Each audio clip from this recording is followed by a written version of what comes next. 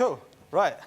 As Lina said, I am Ali from Painting Pixels, and I know we probably have the last speaker syndrome, so we'll try and be a bit more happy-clappy if we can, a bit more louder. So maybe we'll do a trick that they use on TV to try and get the crowd going a little bit. I don't know. So maybe we'll all just say really loud out loud, say like Lightwave all together. Ready? So 3, 2, 1, Lightwave! I think you have to do it 3 times in TV. So once more, Lightwave! And finally, Lightwave! There we go. Thank you very much, guys. Right, okay. Last speaker syndrome, none of that no more. Right. So, as you said, I am Ali. I'm from a company called Painting Pixels. We are indeed a multimedia design studio, as our second strapline little piece there says. So, we are a company, we're based in East Anglia, so about 3 hours from here, quite close to London. And we do, well, again, as the name suggests, we are multimedia, so we don't strictly just stick with 3D. We do all sorts of other bits, so it is 3D animation, 2D animation, graphic design, website design, video production, VFX, and app designs. But all of that does have Lightwave at its core. Lightwave is the piece of software that we started with, and that's kind of what we stuck with. But we haven't always just been like, say, a 3D studio. We have dabbled in a few other bits, being multimedia. Like I said, we do keep Lightwave our core, but we take 3D and use it for other server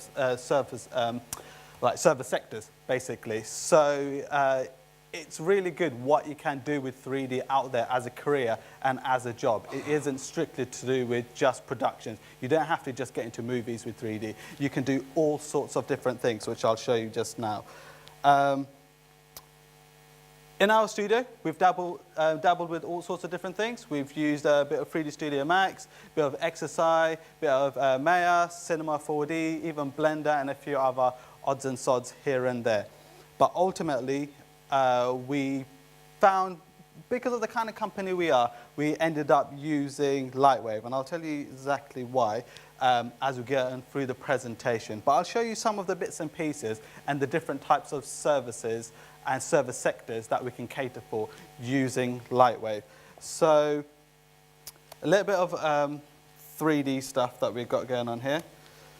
So it's not as photorealistic as what Andrew just showed you, but this is a little piece that we've done for Massive Ferguson. It was for an interactive app, so it had to be kind of light and flexible. So again, not as photorealistic, but this is a full Lightwave piece. I don't believe there's been any post-production in that. That was straight from Lightwave. So all your background, all your surfaces, everything purely in Lightwave, and it is an interactive scene. So you can produce, I mean, you guys have seen all day today the kind of amazing things that these other guys have produced. So the kind of things that can come out Lightwave is fantastic.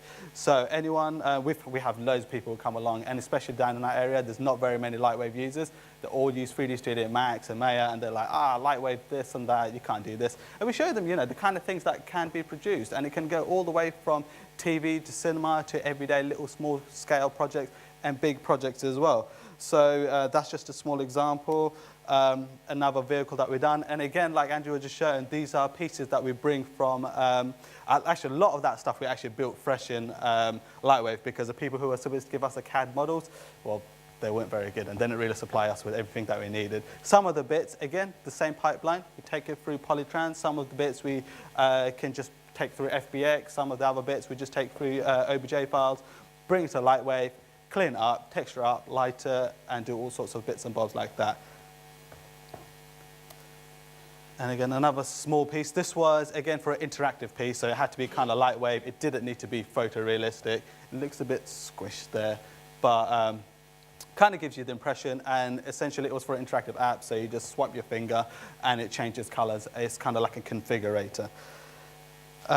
Another piece that we've done using 3D, we've got tons of stuff. And as Duncan was saying earlier as well, we have the same issue with NDAs. We've got amazing projects that we've got going on at the moment, TV, cinema, all sorts, but unfortunately we can't show you all the bits and pieces. On our website you can see a few more pieces that we've got going on, and they span from automotive to industrial to character animation, the full kind of production line. So this was a character that we created. Again, it was for an interactive bit. Again, using our multimedia skills, we can take things and make them into websites, into apps, and all sorts of things like that. So this was an intro scene, introducing people to an animation. And most of the things that we do within the company, we don't really have clients who just come to us and tell us what to do and we just get on and make it. A lot of the things that we specialize in, they come to us and they say, right, guys, we have this amount of money, whether it's big or small. We want to do something. We're not sure exactly what, but what can you do? So then we usually go and do the brainstorming, the ideas. We write scripts, we write screenplays. We do that whole kind of production process. And we build together an idea, and then we go and present that to them and say, right, your money can buy you this. What do you want to do? And we kind of go along with that. So this piece was something similar to that. They said they had a core message that they wanted to get across, but whether they wanted to use 2D animation, 3D animation, or they weren't exactly sure what distribution method to use. So in the end, we created a 3D mascot kind of character. He introduces the service, the process. He works within a website and an interactive app, which we've built everything in-house. And we use many different distribution methods to try and get him across. So he is fully animated. I can probably dig out some of the animation files in just a moment, depending on time. Again, we cater for loads of different sectors, from, like I said, TV, movies, to industrial. We've got a piece here that we've done, like medical. We do quite a lot of medical things, some for training, some for advertising. And I would show you the animation on that one. Oh, actually, you know what? You probably don't want to see this particular animation. It's a little bit gruesome. The kind of research we had to do on that one was like, oh, you know what? It's a little bit gruesome. So, but again, a lot of the things that we do, this one was for a interactive training app, and those little bits and pieces there, they all work, like the rotation, the descent, and everything like that. It works with the animation. So the animation had to be accurate to what was actually happening on screen, along with the numbers, for it to show basically the students who are learning the medical trade. So, so that was very, very necessary. Other things what I've done for the industrial industry. So a lot of our clients, what they have is we have many industries, British-based industries, and they work with clients abroad. So what we do is they come and describe a problem to us, industrial, and the best way to showcase what basically their service is to visualize it.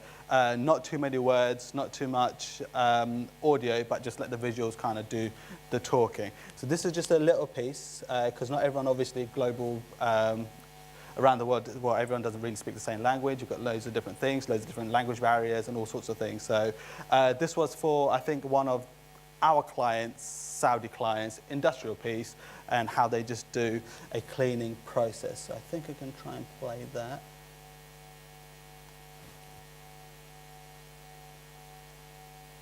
And again, in the beginning, we're going to try, this is a massive industrial furnace that we're going to try and stick a camera in there. They're really quick, it's going to melt. This thing is like burning at like 3,000 degrees or something like that. So it would have just been ridiculous to try and do. So this was just a quick animation.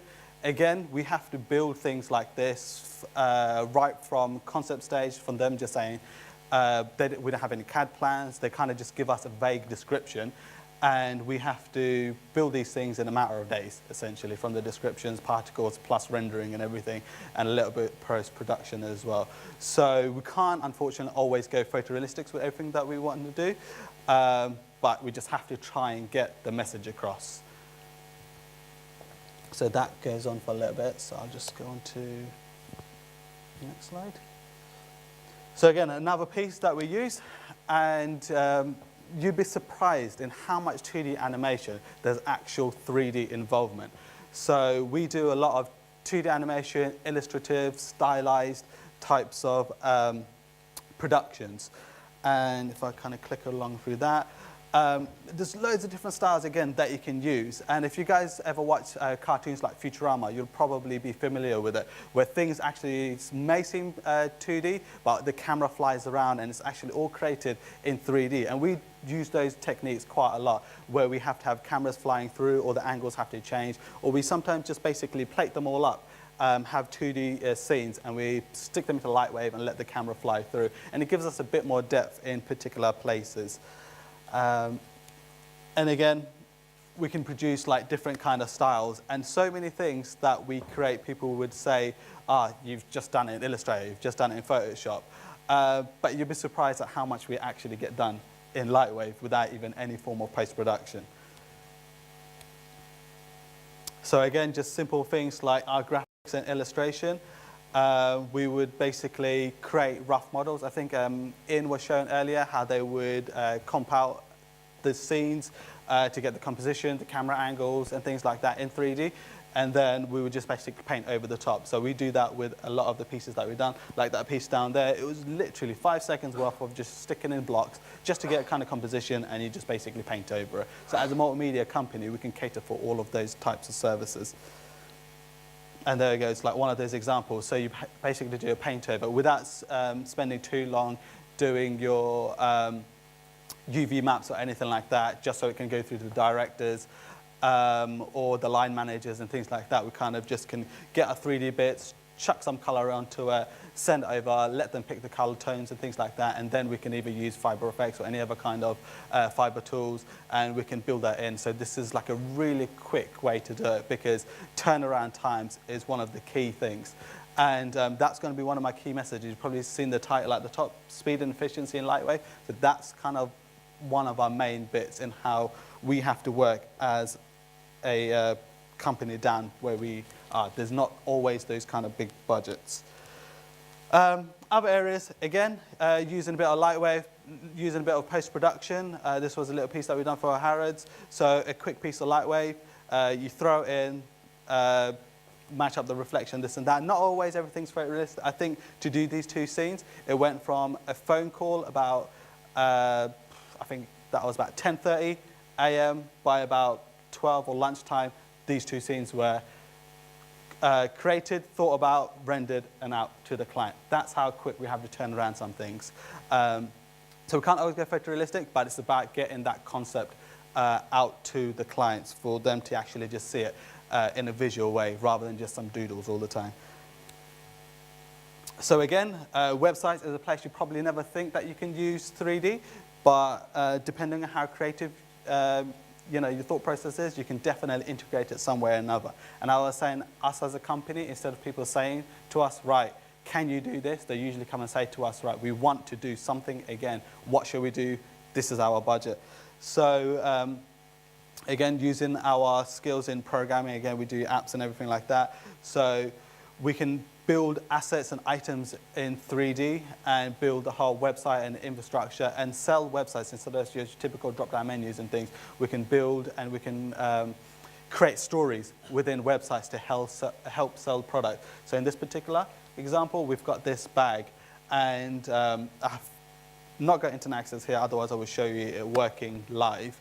But essentially, you'll scroll your mouse, and we do all the programming as well, and it goes through as an interactive scene, and it shows you the bag opening up, how it functions, the facilities and things like that. So that's just a little bit of 3D included within a website. And I've got another example here again. So an interactive piece where we combine things like Unity, other programming languages, and again 3D to bring together everyday items. Everyone's always browsing websites, but it's just another way of delivering it. So in this particular scene, it's an interactive shopping center. So you'll go across and you'll select the bits, and you can genuinely click through, purchase it, go through the whole payment gateway. To check your basket, you literally click the basket. To go and check out, you hit the checkout and you move along to it. If you want to discover more or change items, you go through the change room. And there's a whole massive piece to it. We can't show all of the bits and pieces because it's still in development. But just another way of using 3D on an everyday item like just a website. So again, another website. On the face of it, you probably wouldn't think it. It looks more 3D than anything else, but again, it's all interactive. So I think this is where we've seen a lot of the places going, where we can use the world of 3D, use programming, use the fact that HTML5 is now available with all these kind of interactive elements, and we can really bring them together, and they'll work on your iPhone, your iPad without any issues. There's no Flash. We literally say no to Flash, and I think everyone nowadays is, because you've got your whole HTML5 languages. And you know, all of these things integrate really well through the pipeline. So again, a website using a lot of 3D. We of course do visual effects and production. This was a little piece that we done for, I think it was for a safety film. I think let me try and play it here. Oh, no.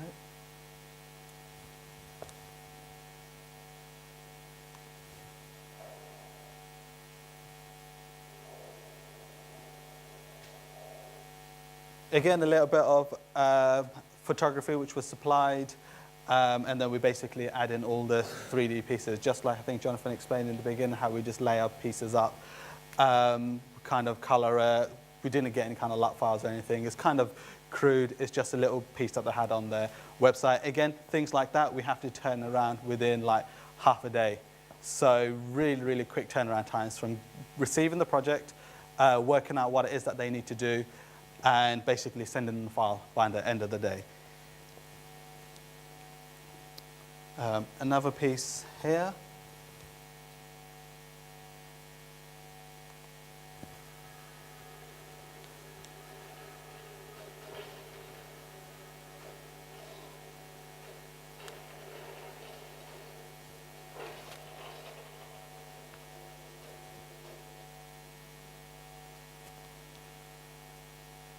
So this is shot using one of those, I think, Red One cameras on a little dolly track that they kind of ran across.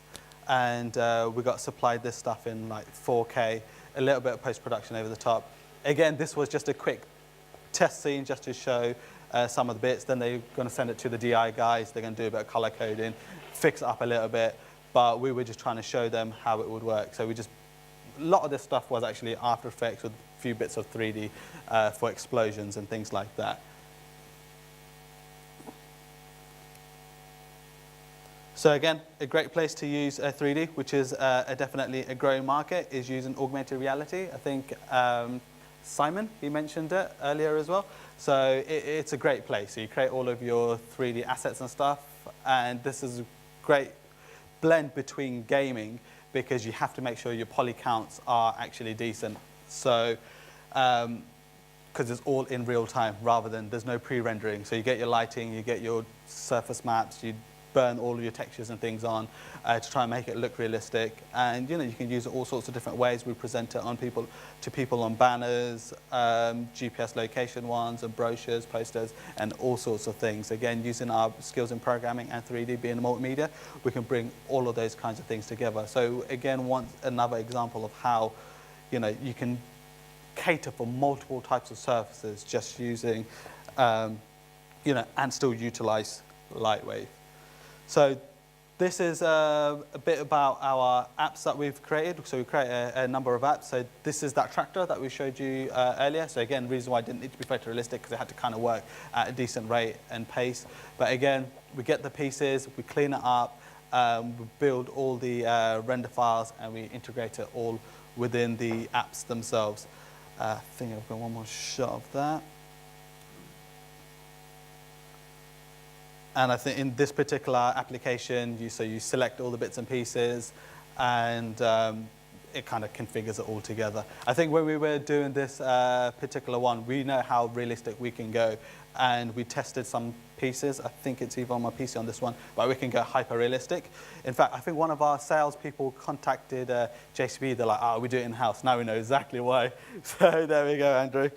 So, but anyway, so this is a bit that we do for apps, again, using everything here, 100% Lightwave, with a little bit of Unity and stuff thrown on top to try and build the interactive scenes. So again, like I keep saying, one of my key messages is about the fact that, you can cater for not just, you don't have to just go into film, you don't have to just go into TV, or you don't have to just do, just work in the typical world of product design or 3D based things. You can actually use 3D in a multitude of different type of service sectors.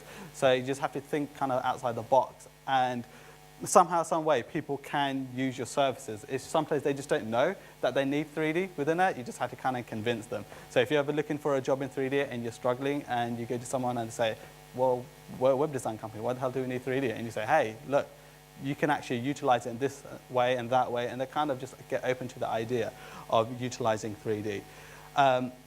So that was 6 services that we happen to offer, and each one of those has 3D and Lightwave around its core. But again, why do we use Lightwave and not any other software? Like I said, we've dabbled with all sorts of different software, but we're kind of stuck with Lightwave.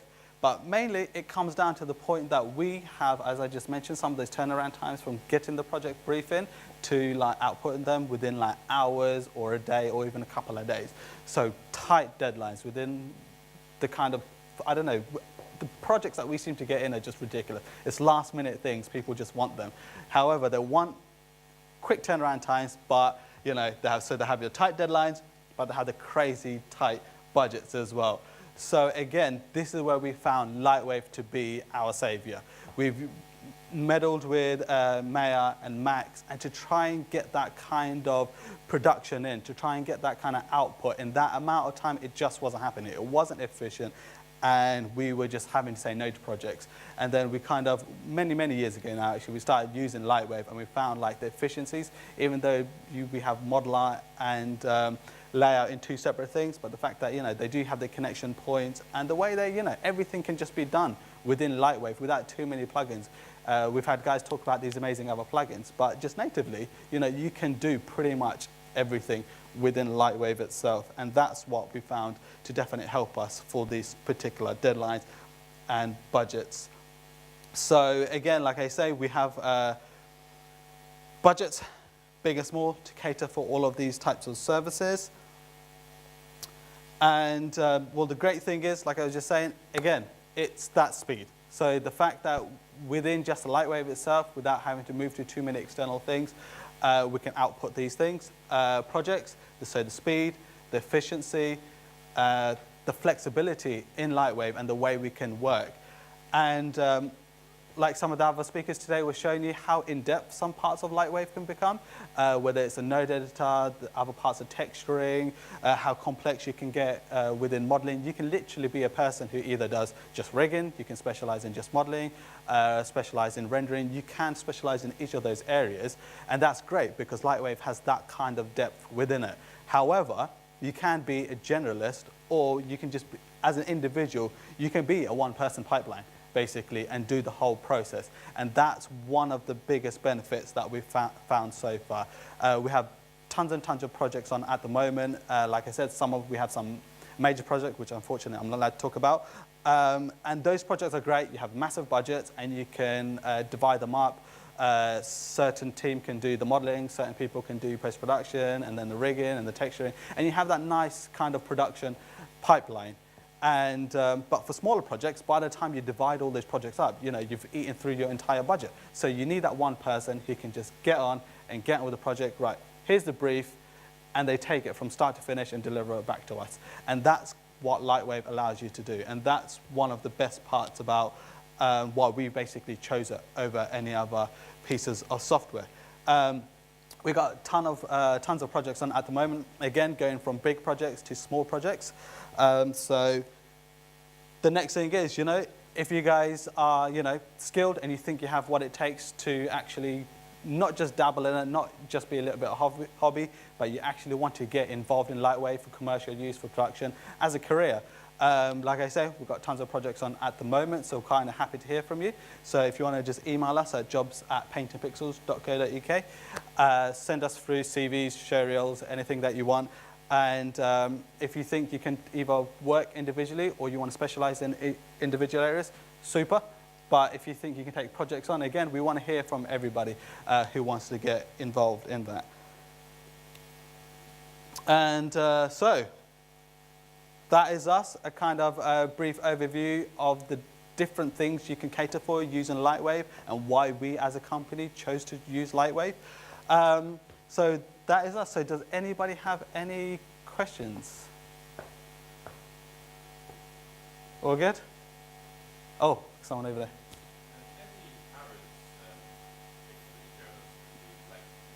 Yeah. One person. Yeah. In fact, that was me. And we were working on it. And we had a phone call, like I said, I think it was 10 o'clock. My team are, tied up doing a whole bunch of bits and bobs. I had a couple hours spare. And you kind of chuck it in, and away you go. You know what, to be honest, looking back at it, this was done about 3-4 years ago. Looking back at it, it could be so much more realistic. It's not TV quality, movie quality by any slight of the imagination, but sometimes you just need to get those things across in that amount of time. So one person, and that's the great thing again about Lightwave. You can just take it right from just doing the little bit of modeling and take it right through the whole process, just a single person. And that's how easy it is to learn Lightwave, how you can learn the entire production pipeline.